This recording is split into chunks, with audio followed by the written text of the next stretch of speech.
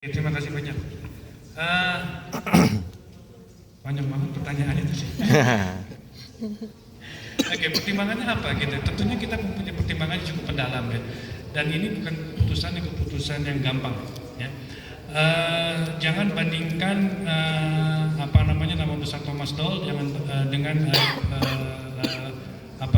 coach Carlos Peña gitu kan. Kalau kita bicara Thomas Doll, umur sudah di atas 50 tahun, ya tentunya di pengalamannya banyak sekali. Kalau coach Carlos Peña umur 41 tahun, tentunya pengalamannya kalah gitu. Tapi yang saya ingin katakan begini, ya pengalaman itu bagus, Tapi kalau sudah lama, itu lama-lama jadi pengulangan. Jangan sampai pengalaman itu jadi pengulangan, gitu kan? Nah, kalau saya bertanya kembali, kalau kita mempunyai head coach yang tadinya berprestasi di ranking kedua liga, terus kemudian turun ke 8, apakah dia bisa memberikan suatu pengalaman yang berharga apa tidak bagi kita? Tentunya kita harus melakukan introspeksi diri, gitu kan?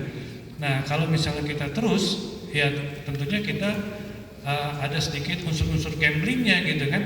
Nah, sekarang daripada begitu, ya kalau kita lihat trennya pun juga kurang bagus, ya lebih baik kita mencari solusi baru, ya membawa darah segar baru. Ingat saya bilang, ini adalah suatu perjalanan, ya, di mana perjalanan itu ya harus kita lalui, mungkin tidak akan bisa lancar, ya.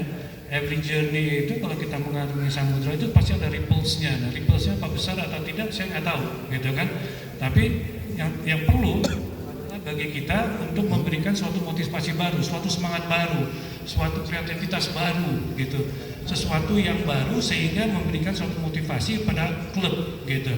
Nah, jangan kita judge orang sebelum orang tersebut melakukan karyanya, gitu.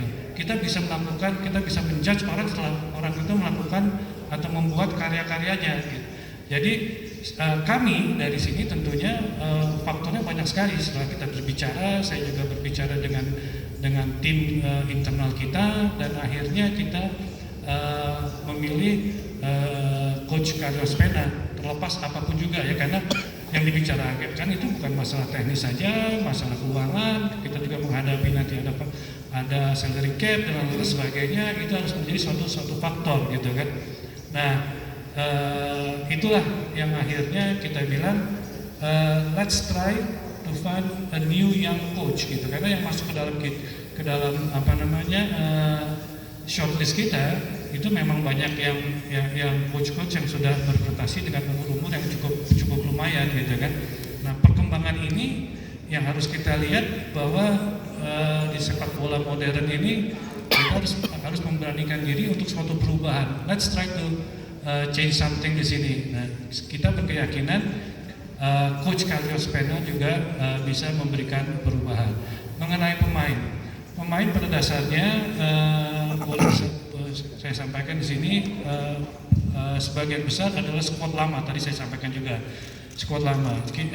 Pemain asing kita cuma kehilangan satu, di mana satu itu karena kontraknya sudah selesai. Kita tidak memilih itu sekarang, tidak menentukan itu sekarang, tapi kita akan memberikan kebebasan kepada tim coaching yang baru inilah yang nanti akan memilih siapa yang akan masuk ke dalam jajaran pemain asing kita, gitu.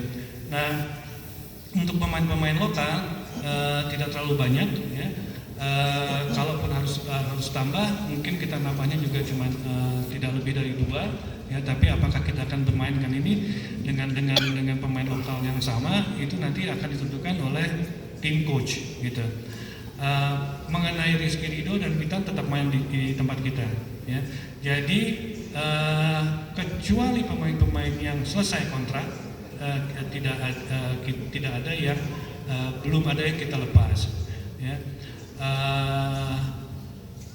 Saya rasa itu saja, ya, dari saya. Apalagi dari pertanyaannya? Udah itu aja. Oke, terima kasih. Jadi itu aja. Terima kasih.